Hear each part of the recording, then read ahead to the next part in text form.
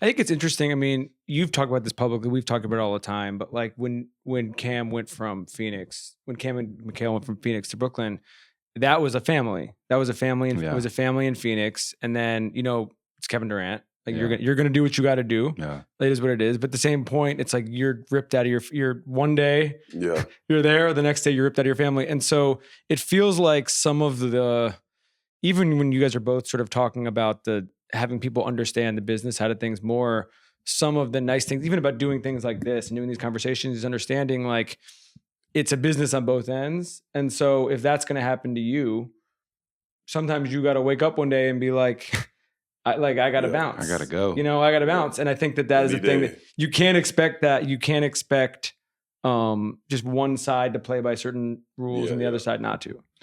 Yeah, like that's something that people don't really take into account. Like people watch trade season, let's call it trade season, where NBA trades are going down. Like they grab their popcorn and like, where's such and such going? Like they mock trade everything to the moon and back. While we're sitting here like, and it's just looking like, at our phone. and it's just like, I don't think they fully realize that like you're playing with our lives. Like you're moving us from one side of the country to another. We have our own families. We have our own lives. We have our own setups, our people that we're comfortable with around us. Like the NBA does, you know, I guess you could say pay us well enough to deal with these sorts of problems, but they're still like, it doesn't just, you know, your stressors, your issues. Human. It's human to you're human. You're going to feel those things. So it's just really funny to us. We talk about this in the locker room. Is like people really like, they don't really understand what comes along with being traded. Like your whole life, you get a whole new team. You're just expected to go wear a new jersey 2 days later, 3 days later, and figure everything out on the fly.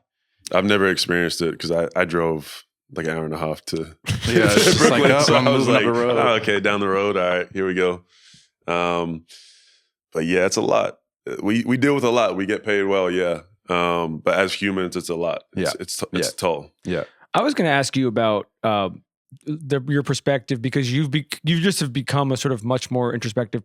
I mean, you've always been this way to a certain extent, but I would say, you know, everybody in your life would agree that you think about a lot of things going back to, you know, your high school and college days differently, probably now with time and with age. And so when you look back at Philly, you're close with Joe. You guys, you have a good relationship, but as you look at the sort of like experience overall now, as you're sort of, you know, reaching these different stages of your career, what are the things you kind of think about if you were to put like a capsule on it? In terms of what? Your positives from the experience. Yeah, your summary of findings. Yeah, the things you would have done differently. Like for me, going to a city like Philadelphia was like, I'm from Melbourne, Australia, went to Louisiana, like completely different places.